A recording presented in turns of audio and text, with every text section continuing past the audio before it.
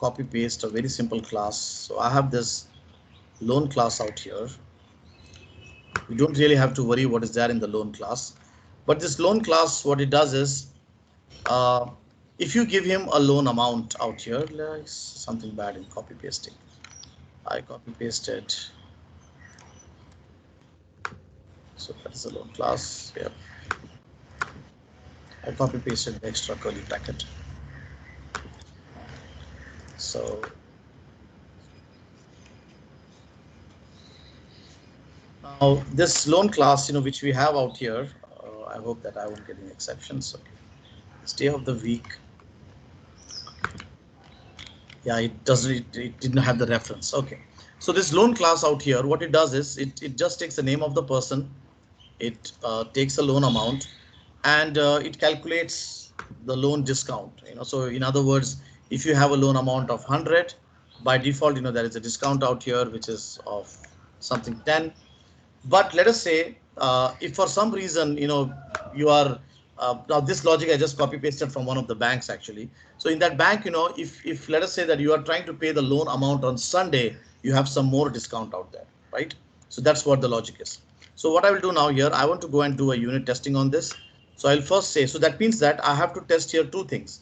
One is I have to test here that this loan amount in normal days is loan amount minus 10, and on Sundays, the loan amount has a discount of 100, right? Because what used to happen in this bank is, this bank is a local bank in India. So here what happens is, a lot of people uh, pay normally the loans, they pay in the normal weekdays, right?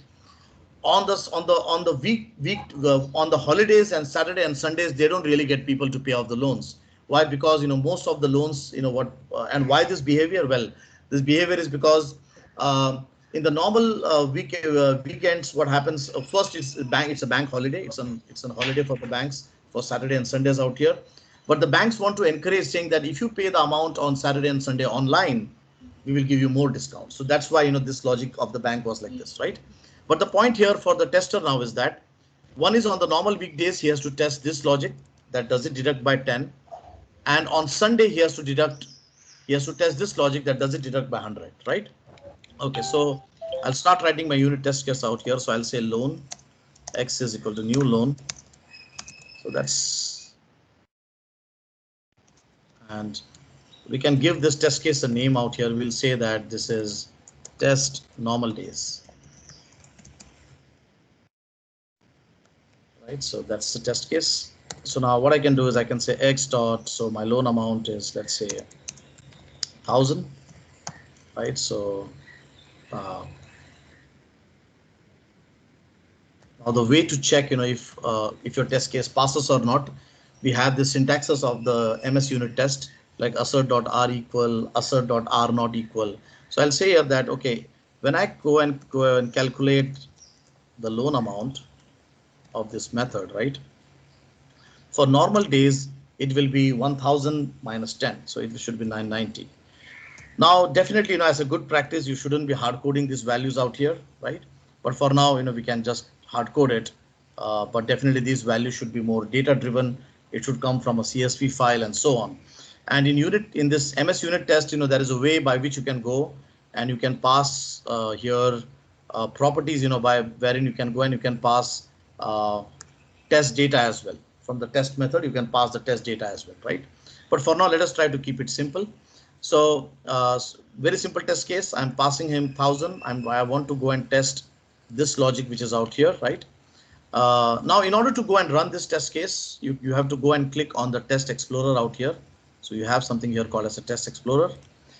And if you go to the unit test here, you can see that we have one test case which is written out here, which is test normal methods, right? Now, one way is that you can just go ahead and say run. So if you just go and say run, it will run the test case. At this moment, today is Saturday. So if you see here, today is Saturday. So he should actually give me 990. So this test case should actually pass.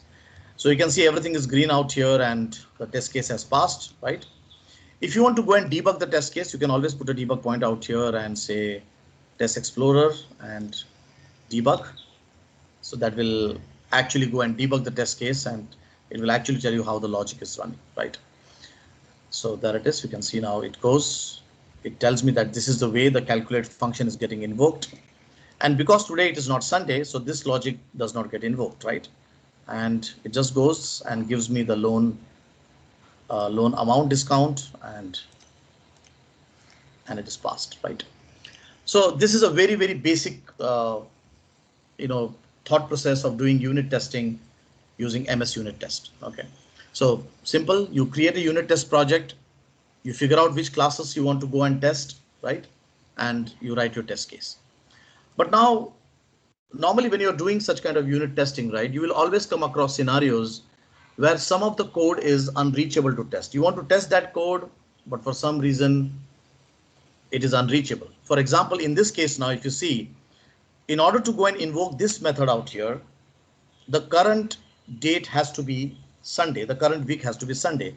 So it's actually making a date time dot now call, and we have to make it. We have to somehow go and make it as Sunday out here so that this code runs. So at this moment, this code can only be tested on Sundays, right? Now the other way you can think about is that you go and you change your clock date and time and so on, but that can have different other impacts as well, right? So there should be some way by which we can go and mock, or I can say fake, this line of code out here. Some way I should go and say that this day of the week is Sunday. Now, one of the things about testing is that you never go and change the source code of the application. Means a lot of developers would think out here, do like this, just go and say here, day of the week is Sunday, but then you are actually changing the source code, which is not a good idea, right? So there should be a way by externally, we can go and we can fake, we can mock, we can create a dummy, where we can say that a dummy logic, which we can inject saying that the day of the week is Sunday, right? And that's where we have something called as mock testing. So the another important thing which really goes with unit testing is mock testing. Now, in order to do mock testing, there is a nice framework out there, quite a famous framework, especially from Microsoft, from the Microsoft community, which is MOQ mock. So I'm going to go to the manage Nugget packages and install the MOQ mock out here.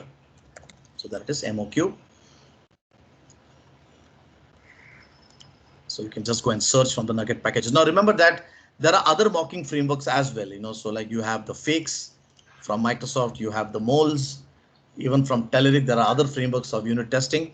But I like MOQ a lot, because one of the good things which I like about MOQ is that it follows standard unit testing practices. For example, when I look at moles, right, in moles I can go and even mock private methods, which is really weird.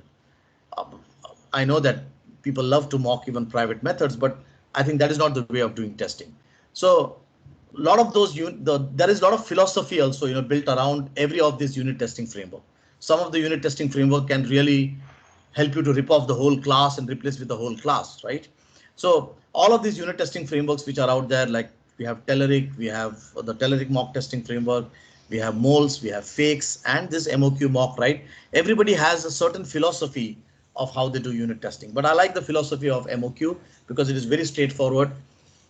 They just do mock. They don't try to replace the whole object. They don't try to make a complete reflection of the whole component, right? So they limit you till a certain extent. So now here I'm going to go and copy paste this, and we will go and we will say test for Sundays. So we have two test cases. One is test for normal days. Guys, please put down your questions out there. I'll come back there. I'll look at your questions. So test for Sundays. So first thing is we have to go and say mock. So using MOQ mock. So I'll say now I want to mock the loan object. So where loan fake. Well, fake is a very harsh word, so let me use the word mock. So new, and then you say mock, and you say I want to mock the loan object. Now you don't really want to mock everything. You don't want to mock the whole calculate function, frankly. What you want to mock is you only want to mock this get week. You want to just make sure that this get week is Sunday, right? So what you can do out here is you can say here loan mock dot setup. So set up the mock system now. And how do you want to set up? So X, that's the Lambda expression out there. So X dot get week. right? So x dot get week, and this get week should return uh, it should return day of the week as Sunday. So you can see now what I've really done is I have faked that mock object out, the faked only the get week. I did not fake the whole calculate out here, right? So he will execute this code, he will execute this code, but this part of the code I've just mocked it, right? So now what happens is this mock object, what you see out here, it really creates a wrapper on the top of the actual loan object, right? So that means now if you want to go and do the testing, right, the testing will be done internally. There is an object created, this loan object. So let's keep this as, I'm sorry, this is loan. So internally he has created a wrapper. So we have to say here loan mock dot loan mock object, right? And rest of this thing is all same. So you can see now. So this loan mock is now an interceptor. If you make a call to get week, he will execute this code and not this code, right? So let us see now he will actually go and mock the Sunday or not, right? So I'm going to go and put a debug point here. I will put a debug point here as well to just see, does he by any chance execute these methods, right? So I'm not expecting him to execute this method out here, right? So let's again go back to Test Explorer. Now we should find one more method here, test for Sundays, right? Test for normal days, test for Sundays, and I'll say debug, and that it runs. And right, so here you can see now it has faked up that loan mock. So you can see this loan mock object has internally one more object out here, and in that object, that method has been mocked. Let us check if it is really mocked or not. So I'm going to go and call the calculate method, so that you can see the calculate method is normally executing. This executes, but now when this starts executing, if I go and step into this, I'm going to go and step into. Oh, I was expecting him to come here. It did not come here, but you can see that neither it went here actually. Neither it went here, right? And you can see it is now going inside that Sunday. So it is Sunday, and the loan amount discount is 990 minus 100, right? So now this test case will fail because this should be 890 out here, right? So this test case will fail, right? So the actual is 890, which is right. So now in order to make this test case pass, we have to make this as 890. So the other important thing, when you talk about unit testing with C# and .NET is that you need to also ensure that you know what is mocking and how to fake and mock an object, right? So guys, any questions around at least these concepts, first thing? So I can go down to the chat out there. I'm not sure if there are any questions. How do you see the chat? Okay, you can see it from here. Okay, if you have any questions, you can put down on the chat, right? So I can see no questions out there. So let's continue. So one is I talked about unit testing. What is the basics of unit testing? I showed a simple example of unit test case, and also I said that what is the importance of mocking, right? Now let's think about that. You have an ASP.NET Core application, right? So let's say now this is good, like we can mock the classes, but now let us say we have an ASP.NET Core application and we want to go and mock. We want to go and test, the controllers and so on, right? So for example, over here in the same project, what I will do is, so this is my unit test project. Let me go and add a new project out here, which is an MVC core application. I do understand that unit testing is very boring. I know that, wherever I take, if you have lectures like Angular, you get so much crowd out there.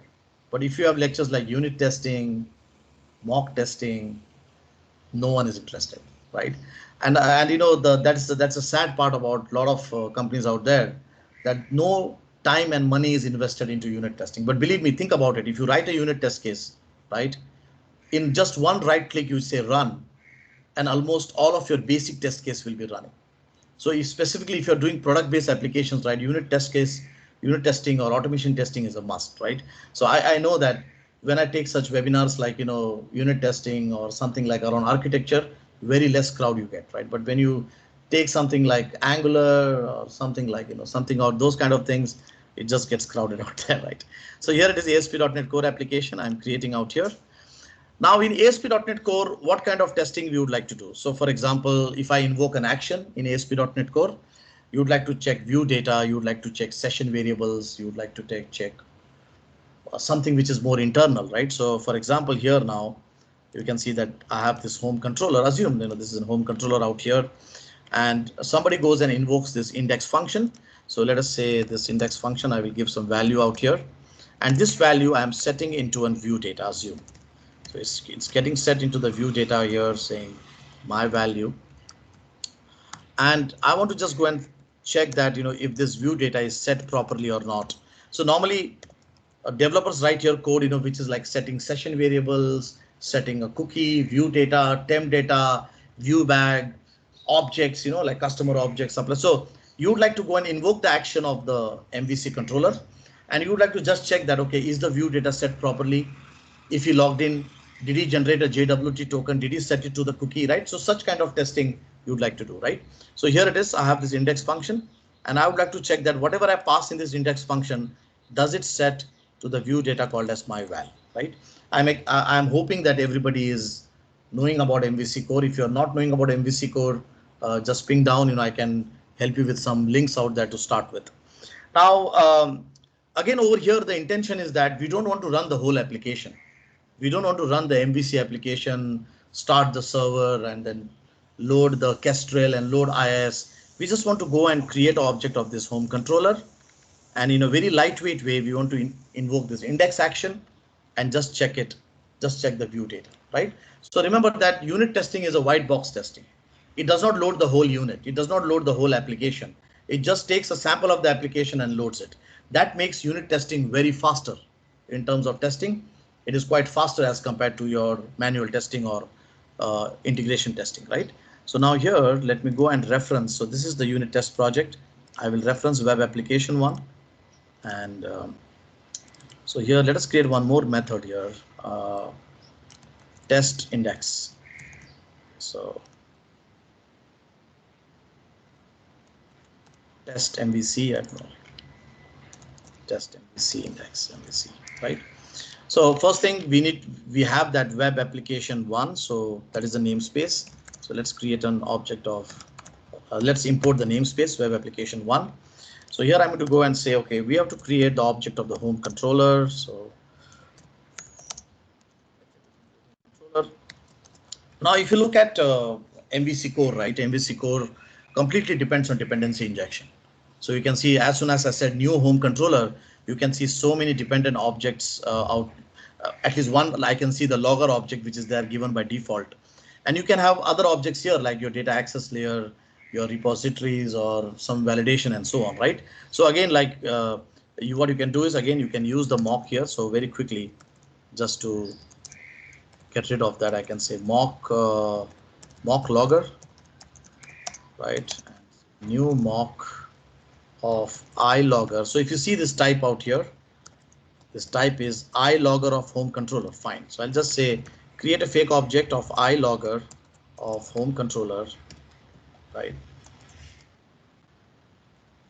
And I will just give him that fake logger object out here. So I don't want to really get into creating an index, creating an iLogger of type home controller. So you can see by use of mocking now it is very easy, right?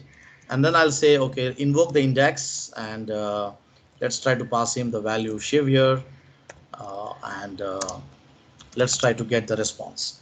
Now, as we all know that when you talk about this index action out here, in case you've done a bit of MVC core, this index action, actually returns, if you move your mouse out here,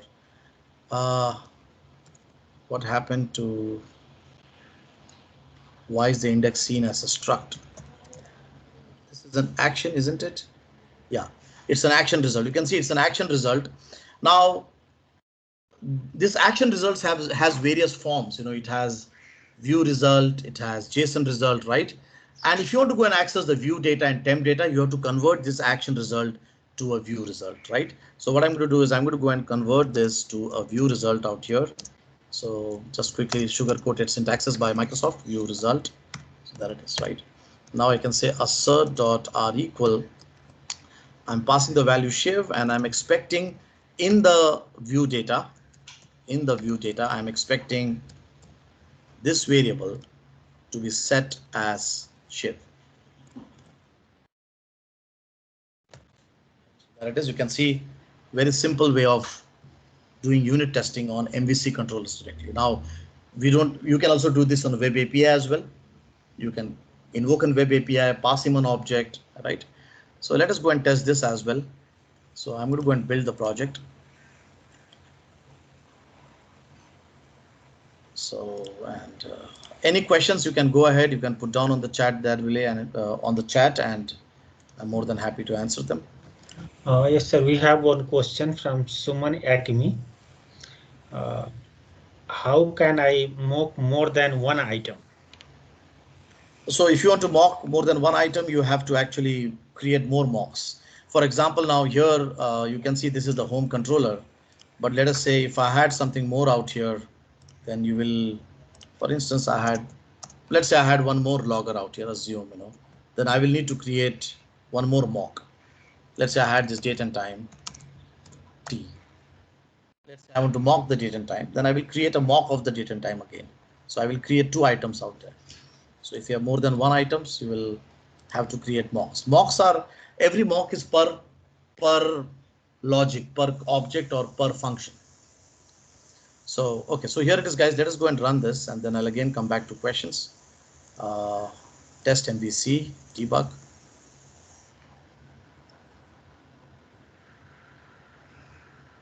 And so there it is. This is invoking the home controller, and now it's going and invoking the index action. You can see now my index action is running without running the browser.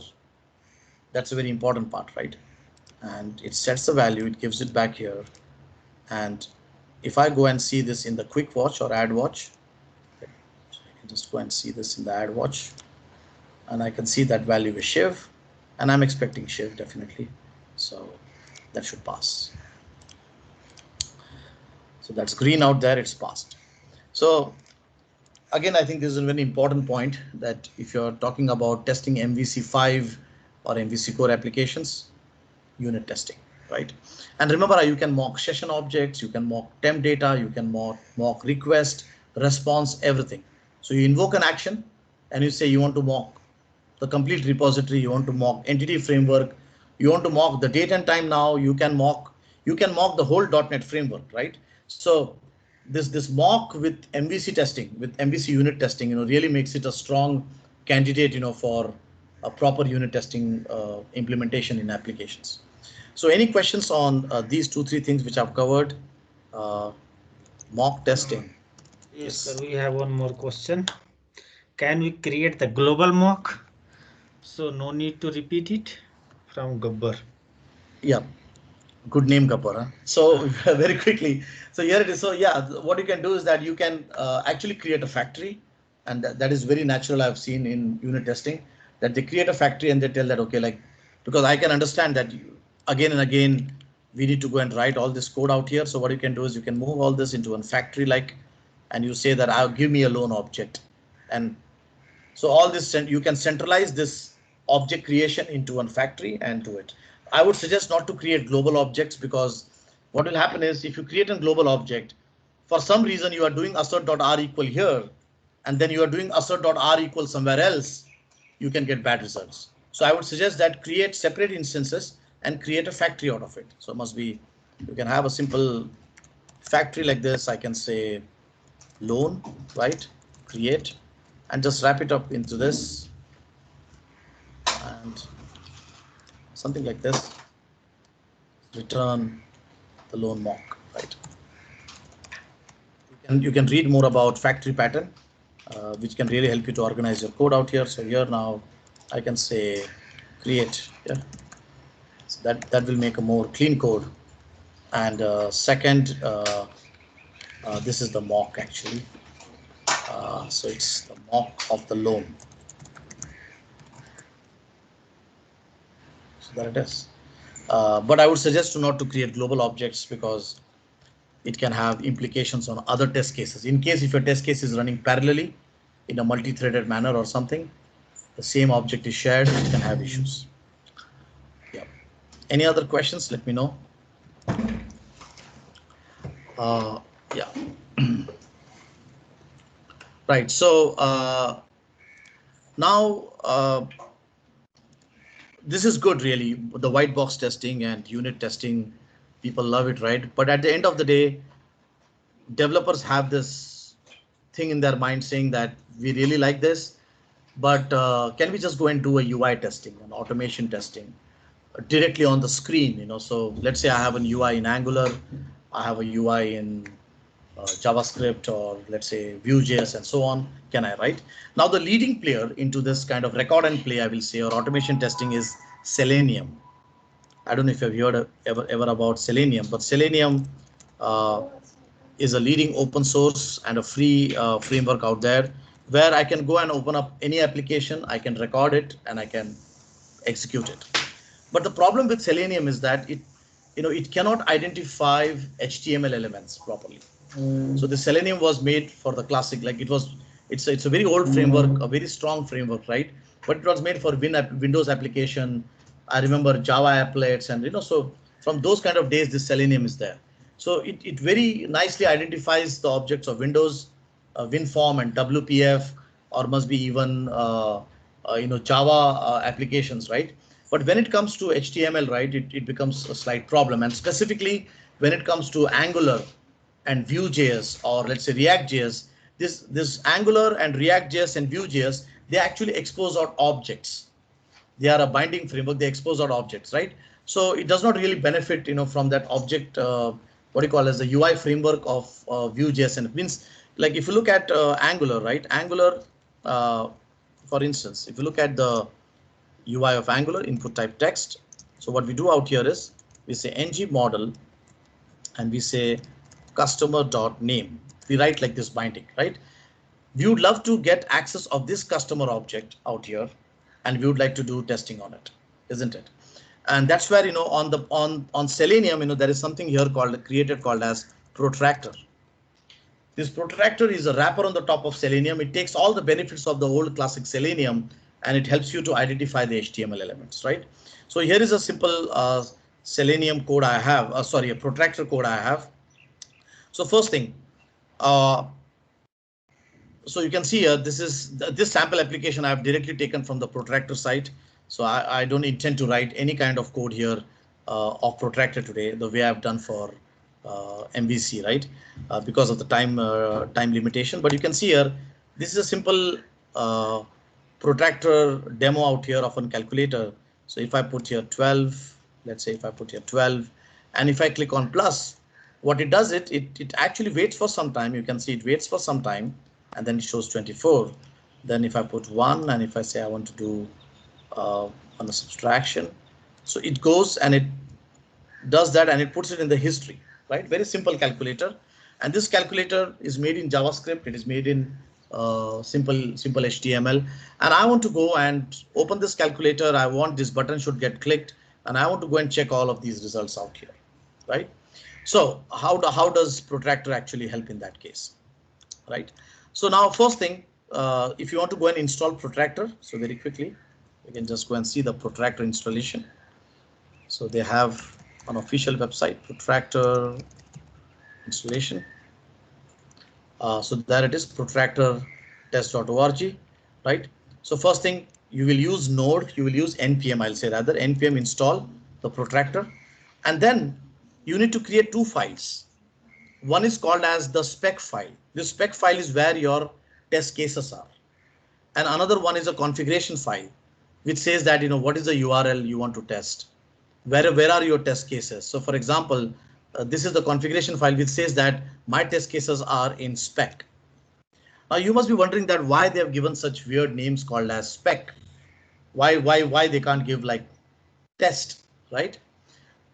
This complete unit testing framework, what you see out here. So let me just put down some points here, why that name spec. So first thing, Protractor is built on Selenium, and this Protractor, what it does is it gives you nice syntaxes to identify HTML elements. First point. Actual unit testing like assert.r equal, those kind of syntaxes are with something called as Jasmine.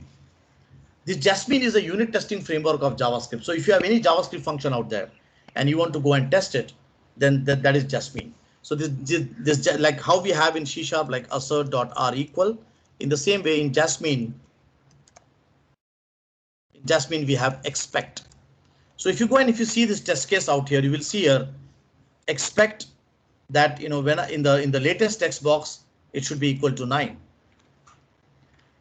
You can see here expect that this should be equal to this. So we have this expect. If you ever move your mouse here, I don't know if I can show you that. If you ever go to this type definition, if you see this, it does not show me anything. But if you go and if you see this expect, it is actually coming from Jasmine. These syntaxes, what you can see out here, element by model, get the text box value, get the text box and send keys, means type 4 into it, take the button and do a click. This is Protractor syntaxes. This is Protractor. This one here, this expect, this is Jasmine. So, and we also have something called as karma, right? So all these are going together.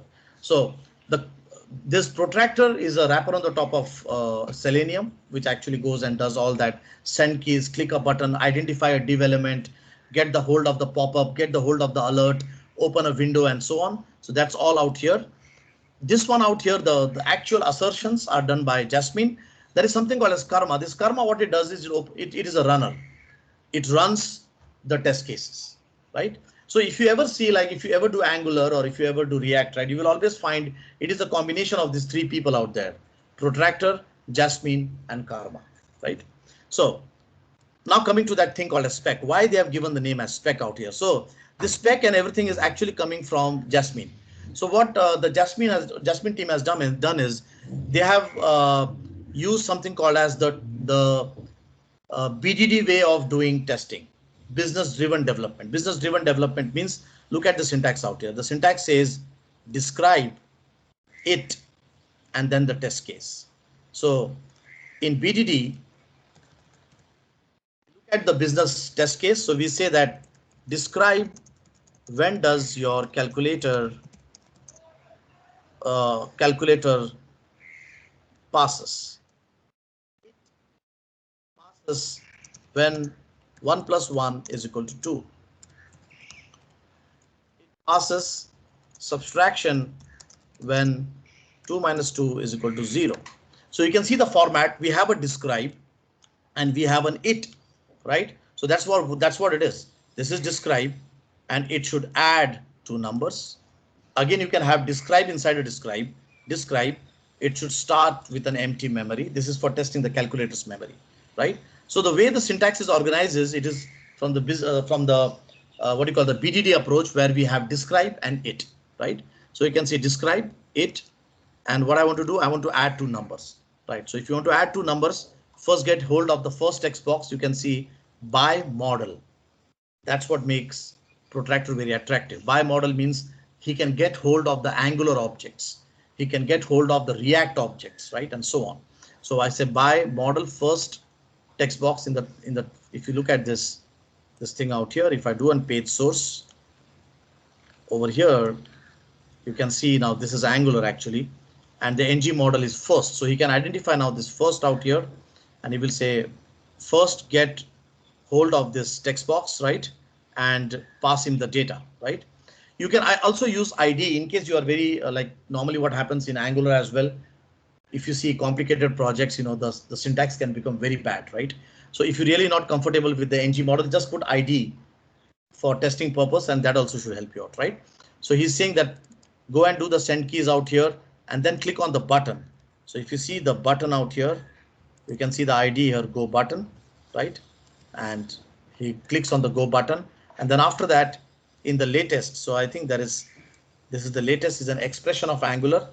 You go and you get the latest and you try to get the text and is it equal to 9, right? So very simple, by model, by ID. So when you say by model, that means that you're going to go and access the properties by using ng model. When you say by ID, you're going to go and access the properties by the ID value of text box in the same way for other objects as well, right? Okay, so now, so this is the configuration file. This is the specification file, the test case, right? And if you want to go and run this protractor, what you can do is I can go and just say protractor dot the configuration file. So the protractor will go, he will open this configuration file, he will open up this window out here, right? And he will take the test cases, describe it, he will run all the test cases, right? So let us go and see if this works or not. So I'm going to go and press enter out here. So now what this will do is this will actually go and open up a window with that calculator, what you saw, what you see out there, put the values out there. So you can see now it is putting the values. It can also wait. It also has delay syntaxes by which you can delay your values and you can wait for some time. So there it is. You can see it has done a UI level of testing and there were 3 specs and all of the 3 specs have passed. There are 0 failures. So this is E2E, end-to-end testing by using Jasmine, Karma and Protractor. So E2E, if you ever do Angular, you will find a folder there called as E2E, right? End-to-end testing. So by using Jasmine, Karma and Protractor. And yes, Protractor definitely uses Selenium internally. So summarizing, if you want to do C# level of testing, component level of testing, we have the MS unit test, we have the MOQ mock. You can also go and test MVC core applications. You can go and test the API controllers. You can go and mock session variables. You can grab hold of view data. And if you want to do JavaScript level of testing, UI level of testing, then we have Protractor, we have Karma and Jasmine.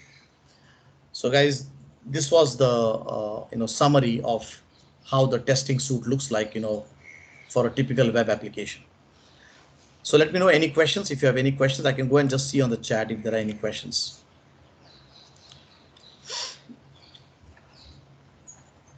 So we can give 5 or 6 minutes for questions. I can see that I have used 52 minutes from the time out there.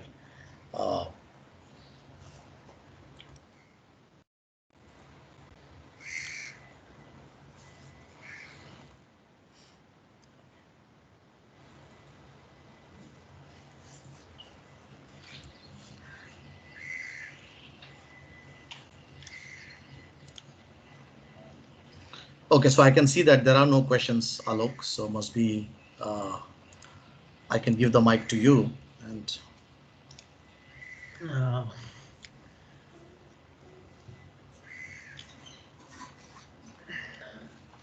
So, okay, sir. Yeah, and what I will do is, Alok, I'll pass on all the source code to you in case if somebody is they're interested. So I can see there's one question out there. I'll just take up the question. Yes. I really like your name, Gabbar. So that's okay. So here it is.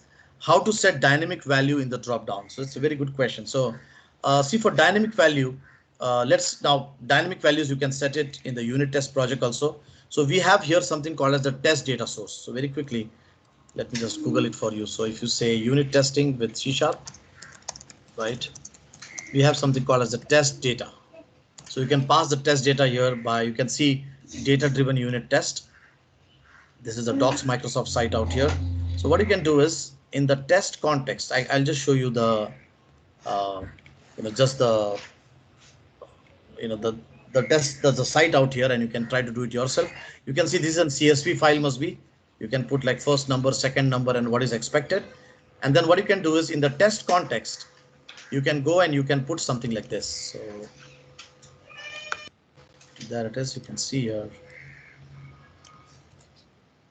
So I'll just paste it. And over here you can see he has now used the SQL Server as the data source, but nobody stops you from using an CSV.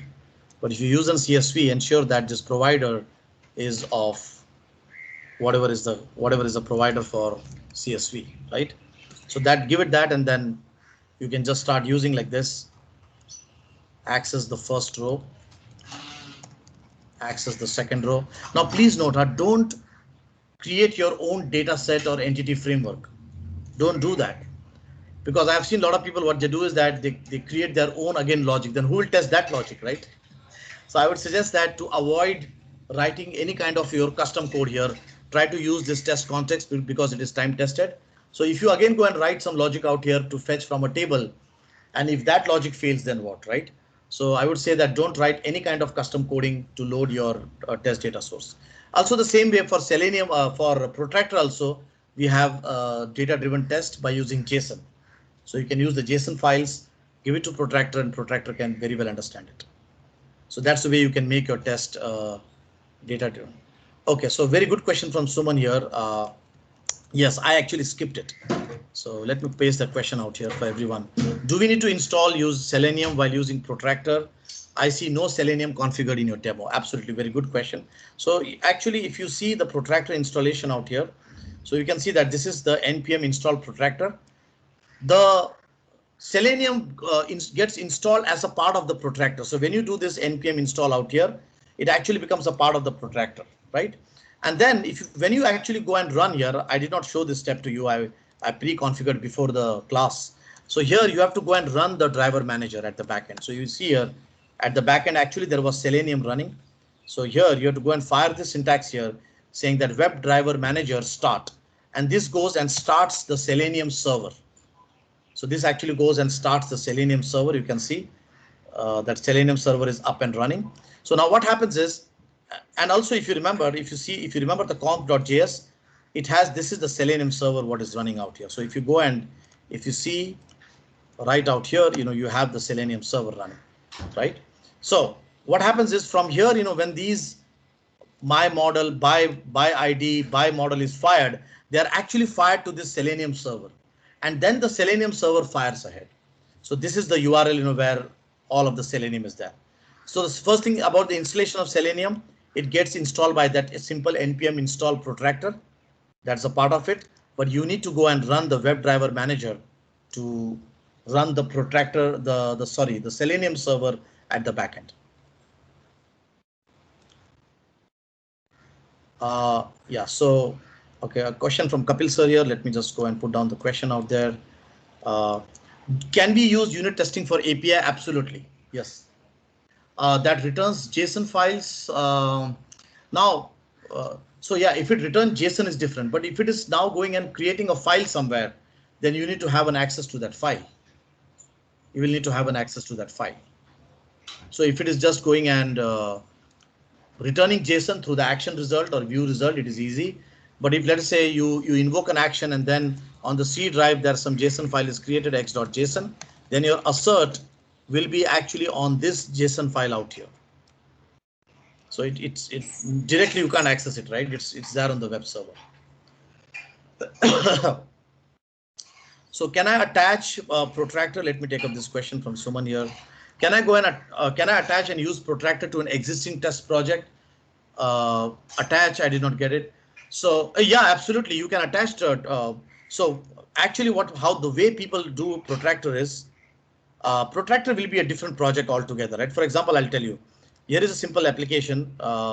So we have this healthcare company in Nepal, which where I'm also leading the technical team out there, and there we have a separate application of the healthcare system. So we have this EMR, which does the patient management and doctor management, right? But the test case is very different. We have written the test case separately. You can see this is the Angular E2E, which is done by from one of our developers, and you can see here we are writing this test case using TypeScript. This is again very interesting out here to see. The one example which I showed there was pure JavaScript, right? So it can be used anywhere. But when you're talking about Angular or framework like React, they have their own sugar-coated language like TS or something. So you can see here. So this project out here is separate. So what I do is that I go and I run the URL. So that URL is run separately. So in my E2E, somewhere there will be this Protractor conf.js. So this is my base URL. So what I do is that I run that application separately. This can be something like www.google.com, and my test case is separate, right? So I would suggest to keep your test case separate from the application so that you act like a black box and not like a white box, right? Okay. So existing, you can to an existing test project. Suman, I did not get a question. So existing test project, if it is Protractor, it will be difficult. But if you're saying existing application, you can always work on the UI part. Okay, so guys, I think we are done with the session. So thank you, Alok sir. Let me not take more time out here. We have other candidate also out there. Yeah. Yes, sir. Thank you for this wonderful session, sir. Actually, I loved it. Thank you, Alok Yeah. sir. Thank you for inviting. It's always nice to come to Kathmandu and meet you guys. So thank you very much. Uh, dear sir, can we do start the next session? Hello, Alok sir. Am I audible? Yeah, yeah. Okay. Yeah. Can you see my screen as well? Not yet. Okay. Yeah. Now? We can see now. Yeah. Okay. So.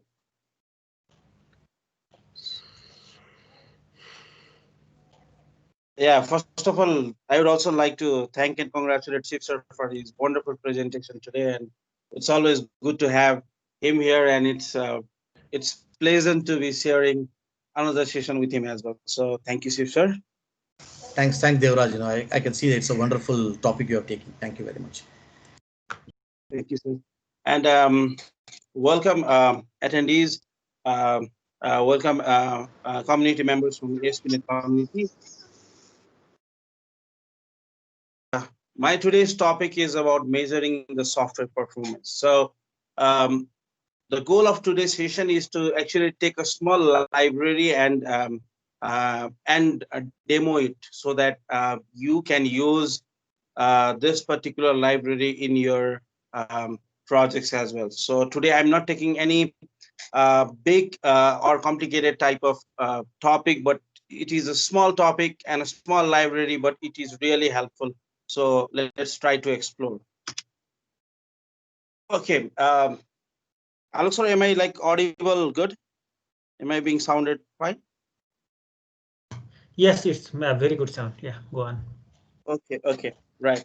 So we come through this problem in our daily life, in our daily life as well.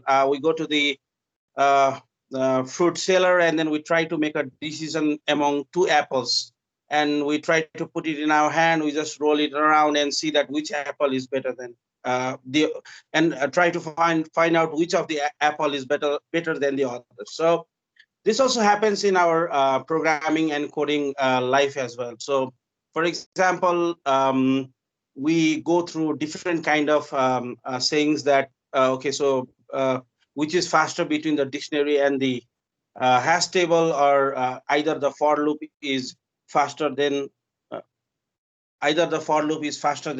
for each loop. So these are all kinds of problems and dilemma that we face in our daily life while we are coding. So we have a piece of code, we have another piece of code, but we actually don't know that which is better, which among them is more better. So these are the types of problems that we face. And sometimes we also face a problem like this, where our dog silently creeps into your kitchen and then has all of your sticks. So similarly, some of our code in our entire code base creates some kind of problem and eats up the CPU and the memory resources, which sometimes causes our application to blow up and other similar type of problems. And even when we try to solve this, let's say I have written two separate codes, and then I want to actually measure them. I actually want to measure them, that which one of the both is the better one. So even if we try to do this, we have to set up the environment. We also have problem. We write the for loop, we execute the timer, and we do a lot of things. But at last, the results are pretty skewed, and they are not consistent. So these are the problems that we are facing. If I have to, let's say, evaluate between a single, I think everybody of you know about single or default or fast or default. So these are the two link queue methods that we have. But if we have to actually measure between them and see which one is better in my scenario, then we don't have the particular tools to do that. So this is the motivation for my talk today, and the agenda is to learn about the tools and see how you can benchmark your code. So the agenda for today's talk is to demo and code a bit so that you know how you can actually measure the performance of your code by benchmarking the two codes.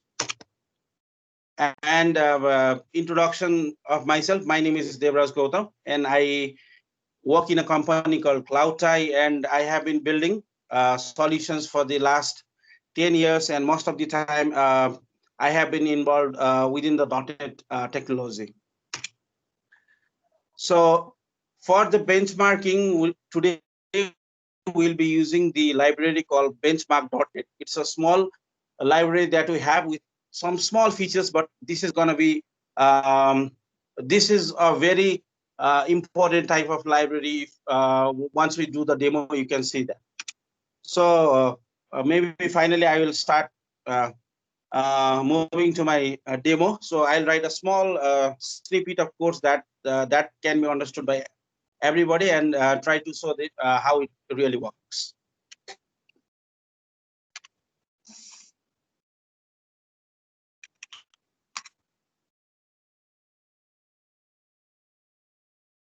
So basically, I'm creating a new console app now.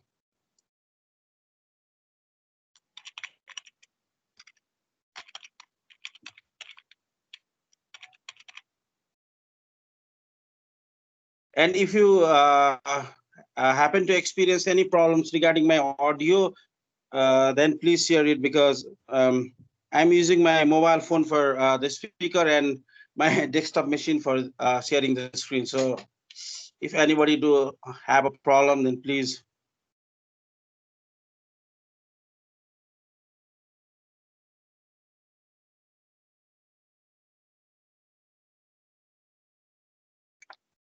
Okay, the first step you do is very simple. You'll go to the manage NuGet packages and then install the library.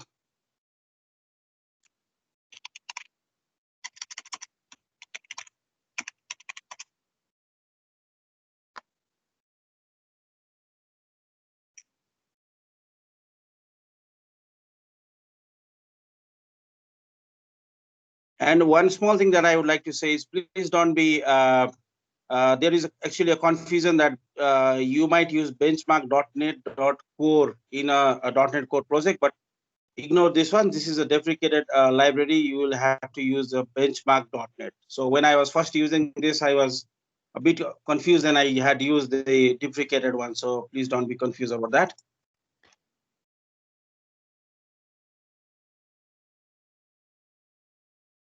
Okay, so after I install the library, I'll get the folders for a particular architecture, my computer architecture x64, x86. So we'll get this files over here. This will be later on used by the benchmark.net. I'll go and add a simple class over here.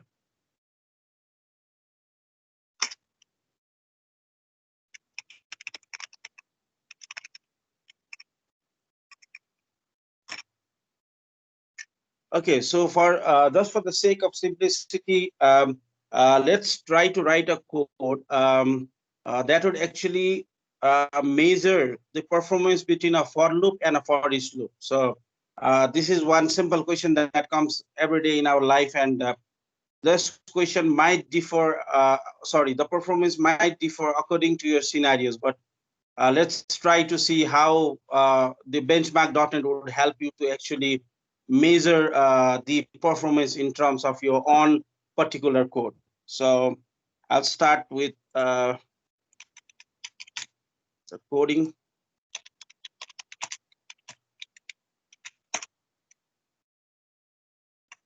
I'll just create a constructor over here.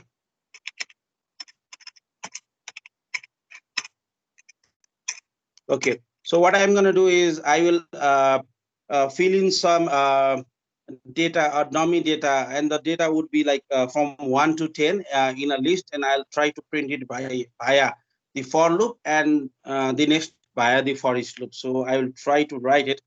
So for this one, I'll create a list and I'll create a site. So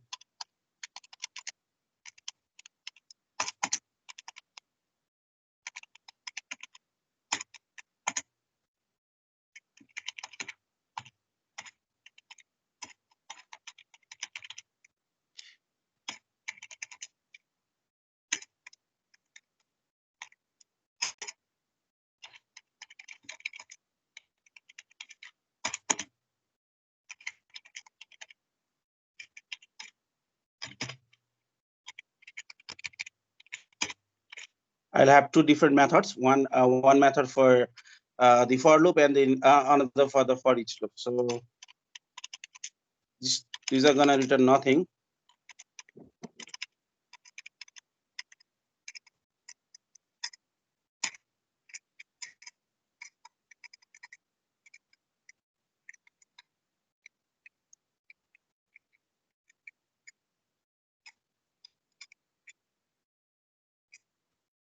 Okay, so first in the constructor, I will try to generate some random value over here. It should be actually integer, but I'll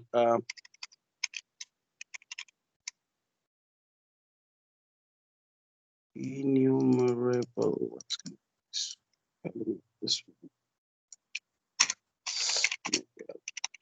System.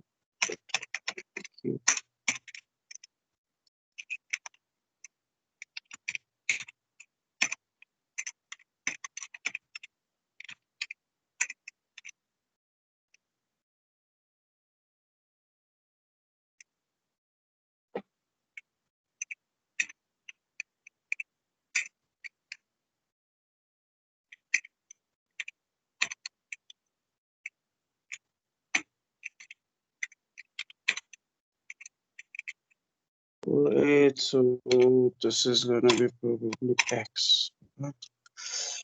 Okay, so it's gonna be the random string dot add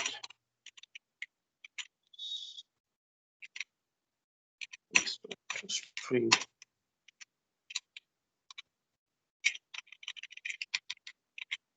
Okay, so this is done.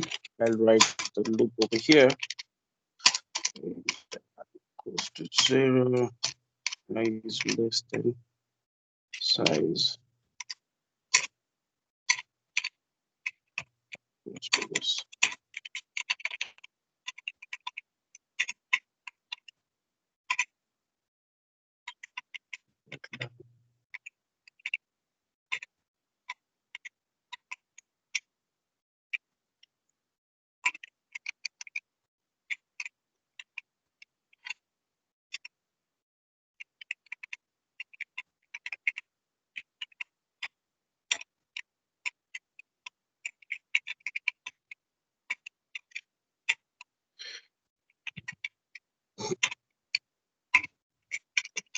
Okay, so I think I have finished writing my piece of code. So this is a very simple code where I have a list of string and I have a certain size for this one. I only did 10 because I'll say later on, because the execution is going to be multiple times. So I don't want to do it for a longer period of time. So I already kept it to 10. And then on the constructor, I try to initialize this list with the particular numbers as a string value. And in the for loop, I'm doing a for loop and printing the value. And similarly, in the next method, I'm doing a for each, and I'm printing a value. So this method and this method are identical. They do similar kind of thing. And every time the data is being generated at the constructors. So these methods can be said as they are like similar methods to be evaluated. So now let's move towards benchmarking. So once we have actually installed the benchmark.net package, what we'll do is we'll just go over here and we'll write bench. So we'll write over here as benchmark.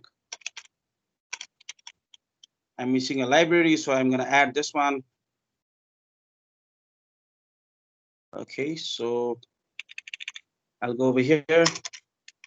I'll add benchmark this as well. So wherever you have this annotation called benchmark, this library will understand that. So these are the methods that are supposed to be measured. So I'm going to try and benchmark this particular methods over here. For loop against the for each. So to run the program, I'll go to program.cs, and then I will write a small code over here that would say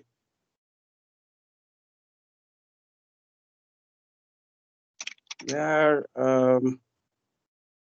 results maybe equals to, it is something called benchmark runner. Benchmark runner. So we'll have to add a library over here. It's using benchmark.net.running. So this is supposed to be a class that is going to run your benchmark classes. So we have a benchmark class over here, benchmark demo for loop, and we are going to be running through this console app over here. So it has a method called run. So this is pretty simple. So since I want to run the whole application, or since I want to run all the functions that are marked as benchmark, so what I will do is it's going to take a type over here. So what I'm going to do is I'm going to pass the type of the whole program over here. Type of, let's say, program.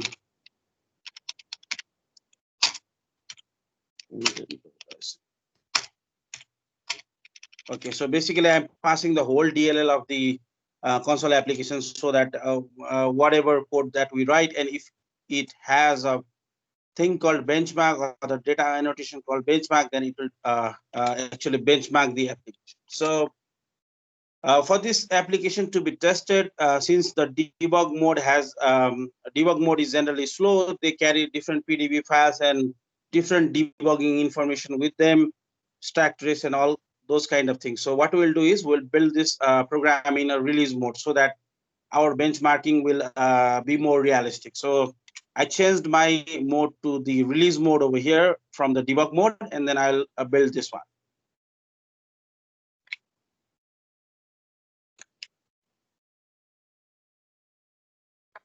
Okay, so the build is succeeded. It was a small line of code. So if I go to the bin of this particular project, I can see that the release mode has been built, and I have an app over here. So what I'm going to do is I'm going to go directly and run this exe over here so that it runs in a exe or the release mode. So once I run this one, what we'll get is we'll get some files of the benchmarking that has been done. So after running this code, we'll get a report about how much of a time did the for loop or the for each loop took to actually execute. So I'm going to run this one. So probably it's going to take some time.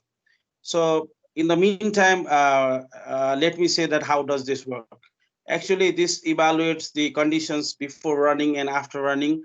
It also runs the same program multiple times, and it calculates the mean of the time it took to execute. So it's not that it's running the program only one time and giving us the statistics, but it will run the program multiple times, and then it will provide the statistics to us. So let's see after running this program, what do we get as a result.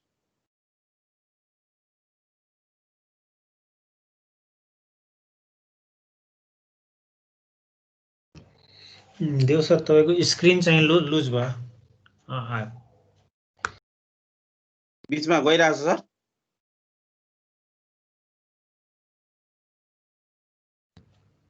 अहिले आइसकेको छ ठिक छ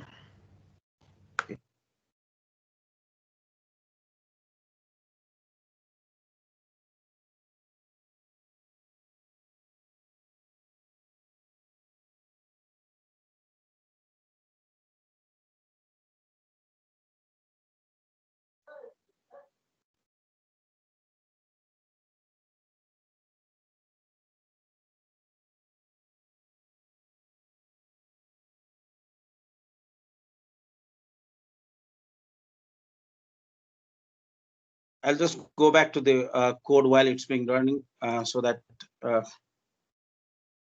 we can understand it better. So this is a very simple code that I wrote over here.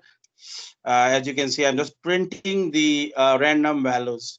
So this is all the complexity that we have today. So it's not much.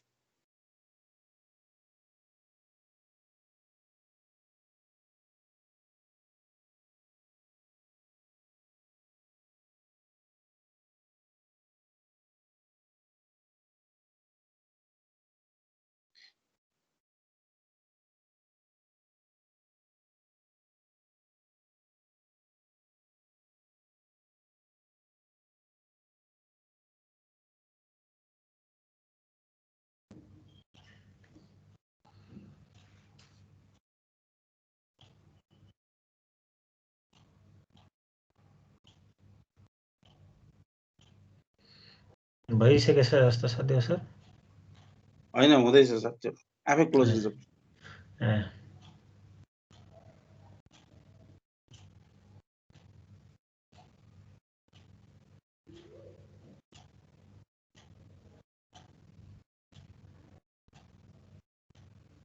Okay, so finally we have the process being stopped and the output must have been generated. This is the reason why I only did this 10. If I had done this like maybe 100 or 1,000, then we would have been sitting over here for the next 4 or 5 hours. So what this benchmark does is it actually runs your code into multiple iterations and give you the results. So this is the type of performance that we want to actually see. So if I go back to the release files over here, we can see a new folder called benchmark.net.artifact. So if you go inside this one, if you click on this particular txt file, then this is a log, and it will also show you some basic details about what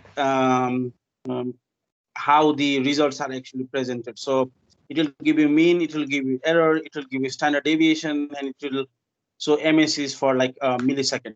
So it has given you the units as well. And if you can go through this one, then it will show you the log that of its execution.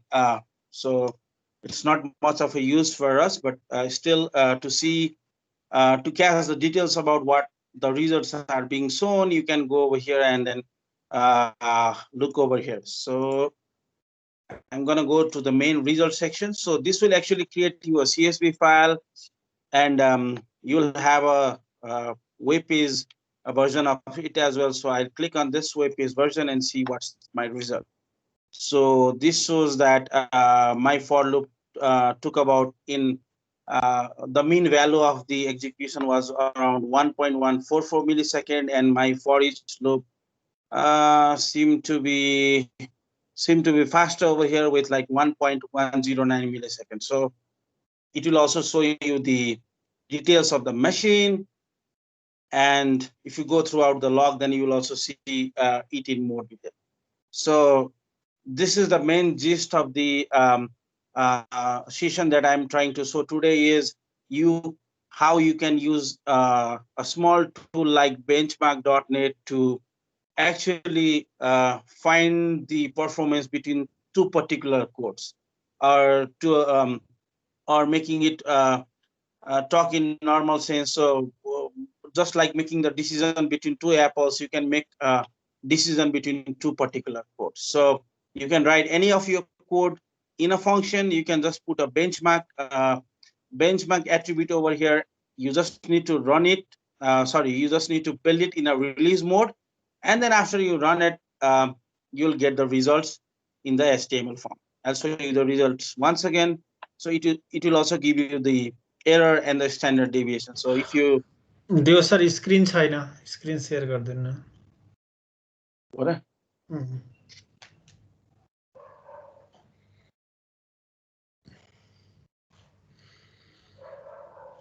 Yo कतिखेरदेखि miss भएको छ भर्खरै हो ए okay अहिले आयो sir आएको छैन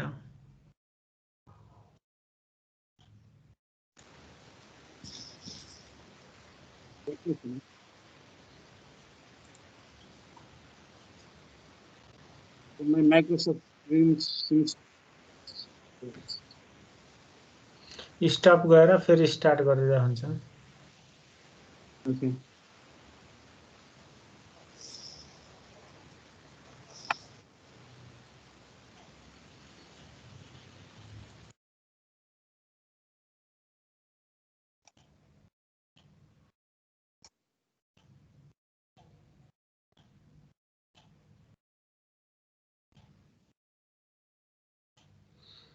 अघिको स्क्रिनमा पनि लग फाइल मात्रै देखेको थियो त्यो रिजल्ट फाइल पनि चाहिँ देख्न पाइएन Okay.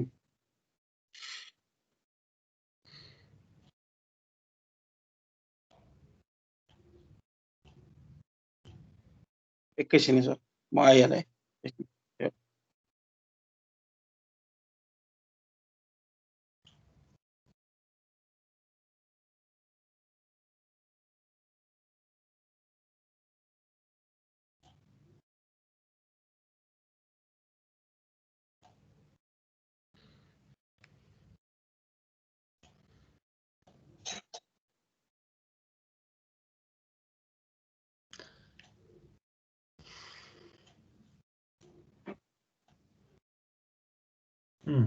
आयो ओके सो अब चाहिँ म हल्का बिस्तारै जान खोज्छु अनि कसैले बीचमा प्रब्लम भयो भने चाहिँ भनिहाल्नु है त सो I'll show you the HTML file. So HTML file चाहिँ कहाँ थियो भन्दाखेरि if I go back to the bin folder and then I go back to the release mode .NET Core App 3.1 मा यो benchmark.net artifacts भन्ने folder भित्र if you go inside this one in the results you will see the HTML file over here. So this is the HTML file that you have. Okay.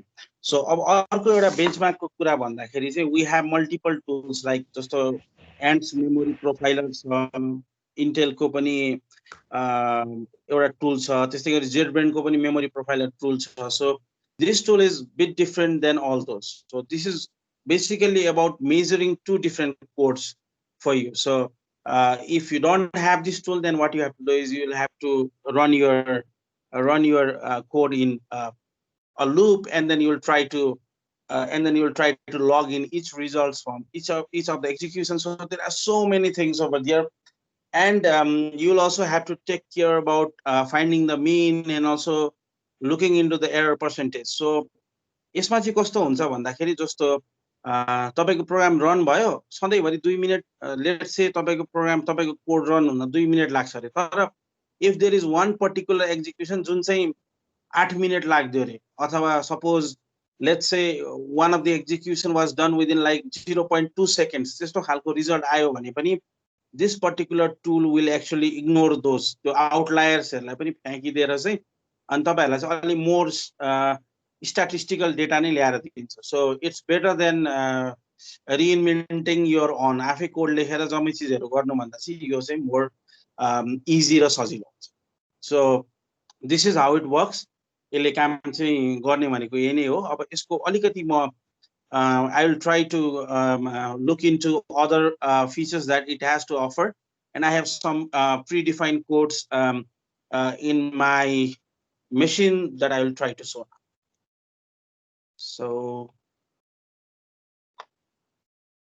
okay I have this solution over here so sometimes demos don't work so I was pretty clever to actually put all of them and then keep it over here so let's talk about a common scenario हामीले common scenario को कुरा गर्दाखेरि चाहिँ ह्याश बनाउँदाखेरि चाहिँ कुन चाहिँ मोर एफिसिएन्ट कुन चाहिँ फास्टर हुन्छ भन्ने कुरा एउटा चाहिँ हामीलाई चाहिँ this question always arises there is also a question when we have to use when we have to do the zipping so if we have lot of number of files and if we have to zip that one then कुन चाहिँ मेथडबाट zip गर्दाखेरि चाहिँ म faster हुन्छ त दुईटाको बीचमा भन्ने हामीले चाहिँ एउटा कोही बेला चाहिँ we have to decide between two particular algorithms so त्यस्तै गरेर चाहिँ हाम्रो नर्मली हुने भनेको SSA र MD5 भन्ने जुन एल्गोरिथम्सहरु छ अब यो एल्गोरिथम्सहरु चाहिँ कुन चाहिँ फास्टर हो त भन्ने कुरा चाहिँ सपोज मलाई कुनै दिन if I have to find it out then what I'm going to do is I'm going to put a benchmark annotation over here on the top. And then what is being done is in the constructor over here, your class constructor ma random data is being generated and the hash is being computed. So let's try to find out. Actually, this is not about me showing you the results that which is faster than what, but this is about when I did the benchmark between the two methods, then what actually benchmark would give you back. So let's go and so what I'm going to do is I'm going to go in the release mode over here and I'm going to build the solution. Okay, so build is succeeded. If I go over here, sorry, I have to go to the release. And then I already have this because I executed this in the morning. So I'm going to take this one. So I'll run the exe of this particular code.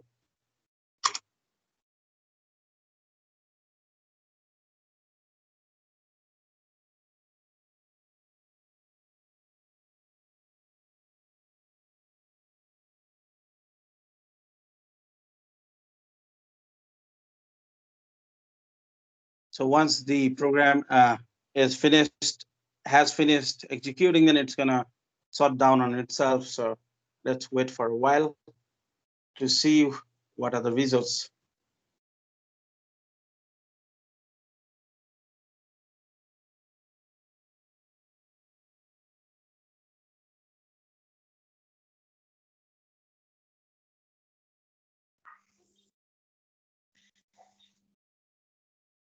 Okay, so if I go over here, if I go to results, I'll go with the HTML1, and so this shows me like so this is basically the milliseconds over here, and it shows me that MD5 is obviously faster than the SS.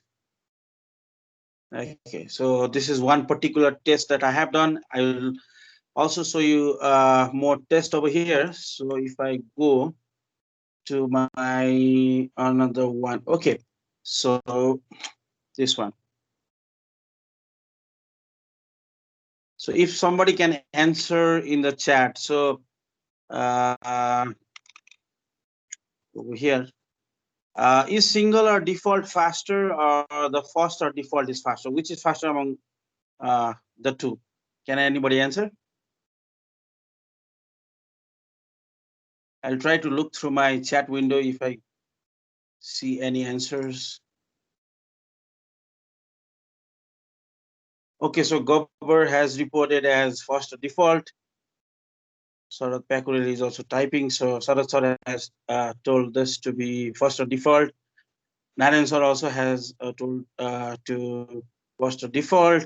And we have one candidate for singular default. So let's see in my code how this would actually come up. So this is one particular example that I found on the internet. This is not done by myself, but I also have another singular default. So this is not original example of myself, but this is called needle in the haystack. So यो चाहिँ कस्तो भन्दा अलि interesting पनि थियो. सो एउटा परालको उसमा चाहिँ एउटा निडल लुकाउने रे अनि कसले पहिला भेटाउँछ भन्ने टाइपको कुरा गरिरहेको छ यसमा चाहिँ. सो एउटा परालमा चाहिँ एउटा सियो सरी निडल सियोलाई चाहिँ हालेपछि कुन चाहिँले चाँडो भेटाउँछ. अब यो सिंगल डिफल्टले चाँडो भेटाउँछ कि फर्स्ट डिफल्टले चाँडो भेटाउँछ. सो this is the theme of this particular example. So what we have been doing here is simple छ. एउटा लिस्ट अफ स्ट्रिङ बनाएको छु अनि यसमा चाहिँ अराउन्ड 1 लाखवटा जति डेटाहरू यहाँ भरिएको छ. अनि एउटा स्ट्रिङ मैले राखेको छु निडल भन्ने यो सिम्पल भ्यालु. त्यस पछाडी यसको कन्स्ट्रक्टरमा what we are trying to do is we are trying to generate some data over here. यहाँबाट डेटा बनायो यसले चाहिँ डेटा बनाइरहेको छ हामीले. अनि त्यस पछाडी चाहिँ ठ्याक्कै डेटाको साइजलाई डिभाइड बाइ 2 गरेर निडललाई हामीले त्यहाँ लुकाइरहेको छ.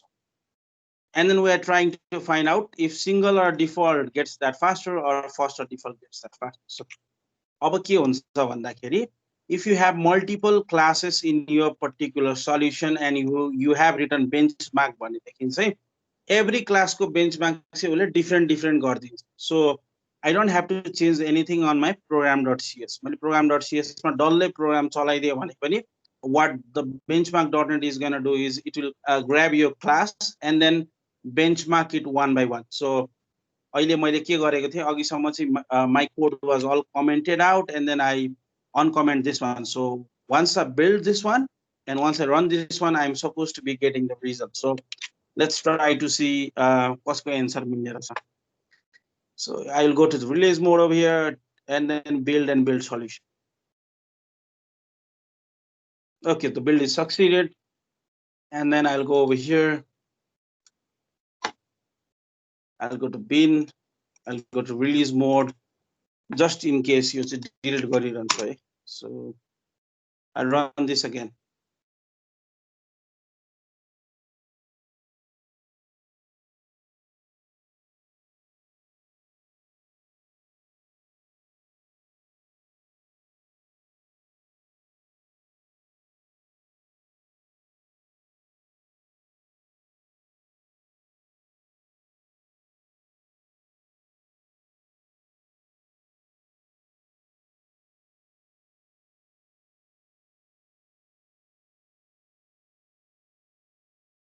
So it takes a while to like perform benchmarking operations using actually मैले run गर्ने result दिँदैन at least 2-3 times यसले run गर्ने हुनाले गर्दाखेरि चाहिँ it will take some time and it will also produce the report. So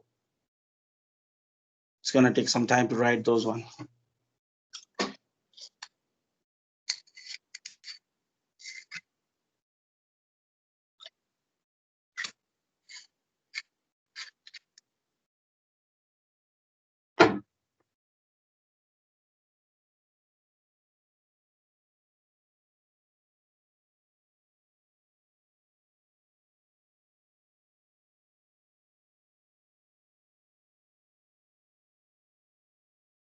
Okay, I'm going to go back to the folder where we get the results.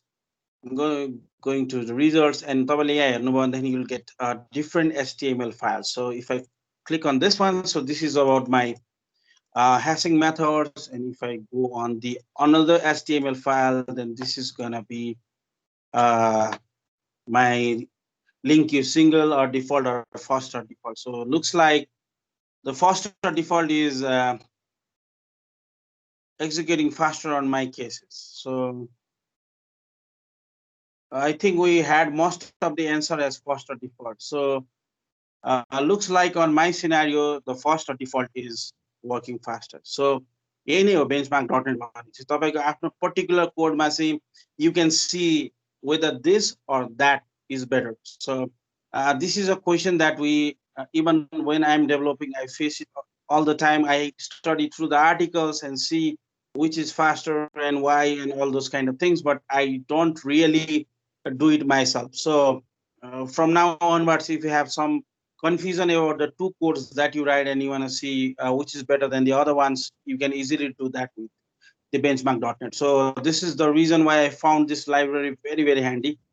And and that motivated for me to actually present this among all of you. And okay, so I also have a simple benchmark over here. So this was a simple code that we did earlier. I'm going to skip this one. And I'm going to go to this one. Okay. If you use benchmark and baseline equals to true, generally it will execute, it will say how many times this particular thing is faster than the other one. So it is the simple time it will give you how faster ratio how faster the execution is between the two भन्ने कुराहरु चाहिँ यो baseline equals to true गर्ने भन्ने कुराले चाहिँ देखाउँछ. So I'll execute this all in at last. The other feature with benchmark is you can also look into the memory.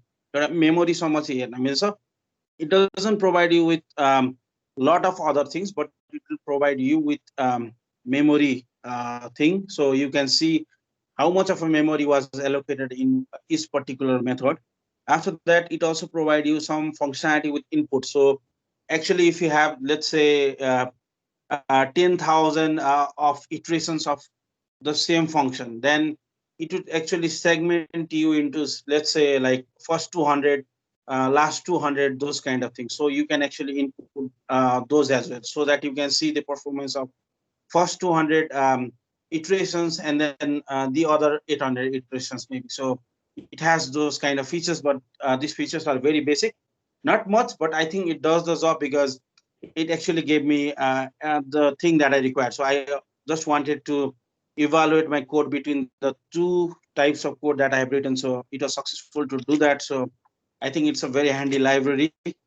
And then, so yeah, I think this was all about my demo today. I'll move back to my slides for a while.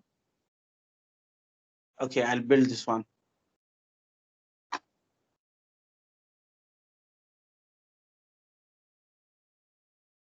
Back here.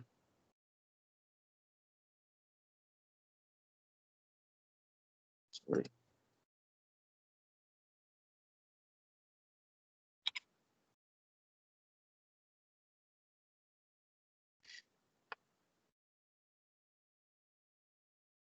Okay. Yes. So coming back to the code, I started from the start. So the first thing that we looked into was benchmark.net DLL. This is a very handy and a very small DLL that will let you make decisions about measuring the performance of your software. So this is one thing. I did the demo over here.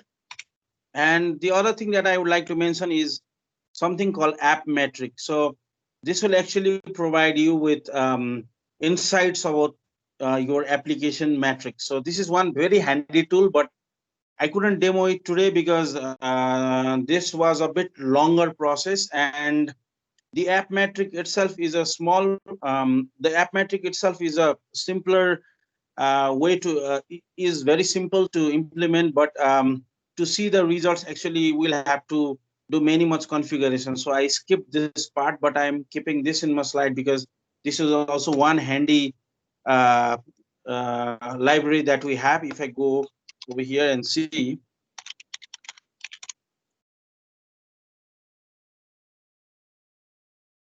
actually it's a bit of a configuration thing, so we have to go through multiple steps on this one, and would take me like more than an hour to actually complete this one to show the exact result.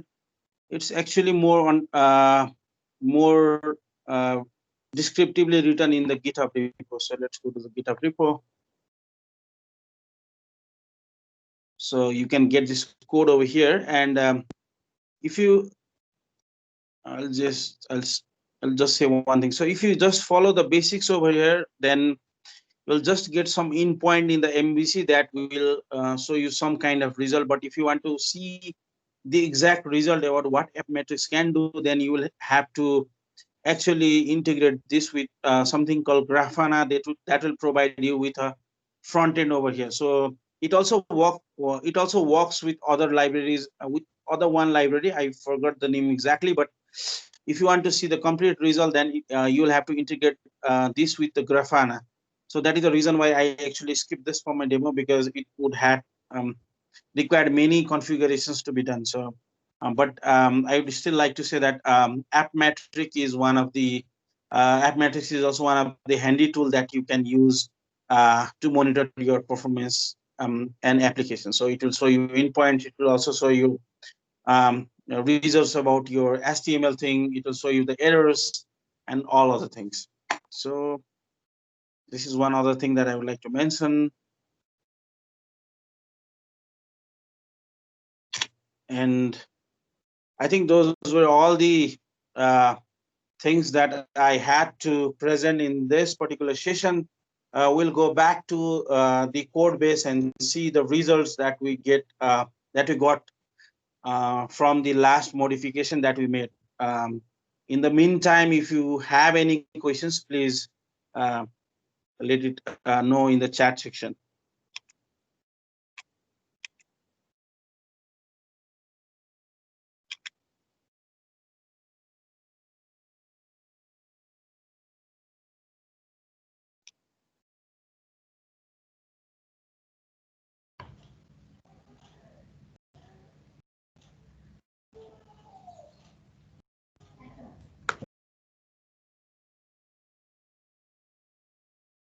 Okay, the code is still running. I see.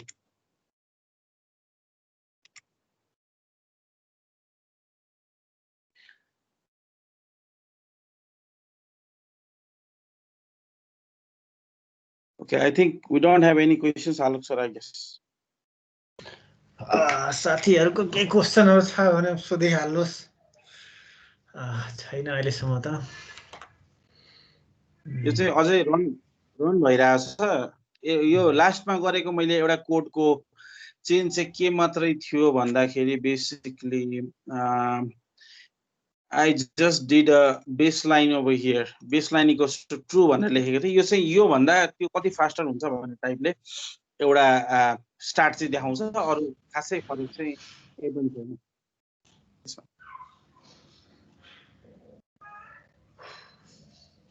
Okay.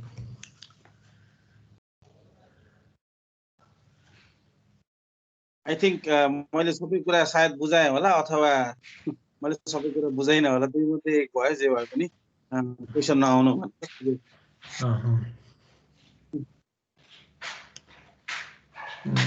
The baseline is set to true for a single method only while comparing. एउटा question छ देव sir च्याटमा हेर्नु त। Yes, Suman. So the baseline is basically that particular function तिमीले जसको अगेन्स्टमा compare गर्दैछौ। सो एउटालाई मात्रै set गरेको भयो। सो multiple जस्तो तिम्रो 5 वटा मेथड छ भने एउटा बेसलाइन मानेर चाहिँ त्यो भन्दा कति त भनेर चाहिँ we are trying to compare. So the baseline would only be in one particular method if you wanna compare.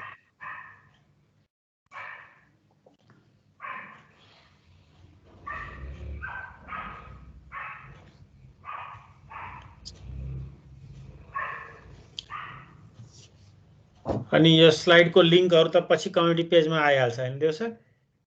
आउँछ। म यो कोड पनि पास गरिदिन्छु। त्यस्तो भयंकर कोड केही छैन। I try to keep it simple so that मलाई यहाँ लेख्न पनि सजिलो होस्, देखाउन पनि सजिलो होस् भनेर। So I will pass it in the community page, sir.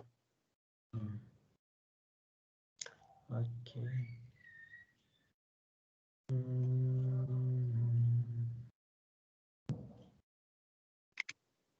I think I have something over here. Conceptually, it's clear. Thank you for the info, sir. Well, thank you very much, sir, for I was very happy to make you it clear to you as well. So thank you. And also thank you Naranji, Gabor and Nish for like participating in between the session. So त्यो पनि रमाइलो भयो first र default र single को. So thank you.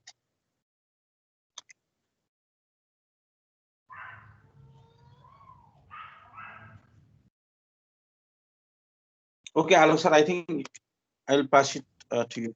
Okay. So साथीहरु सबैलाई के भन्छ धेरै धेरै धन्यवाद for joining us today and hope we will meet in next meetup in October. And if anyone are interested to present in our October meetup, please pass your contact details so that we can connect you for the topic. For the October, we are much more focused on Azure, Cloud, C#, .NET, whatever you have, JavaScript, React, Angular, any topic. If you would like to present in our next meetup, please pass गर्नु होला. So यति भन्दै आजको हाम्रो के भन्छ meetup यही टुङ्गाउँ. Thank you for connecting us.